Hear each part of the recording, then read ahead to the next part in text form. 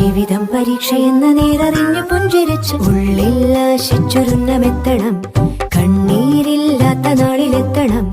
പൂജ്യത്തിൽ നിന്നു മുന്നിലെത്തുവാൻ ഇത്രയും നേരമോ ഇത്രയും ദൂരമോ? ഉള്ളിൽ ആശിച്ചൊരുന്നമെത്തണം.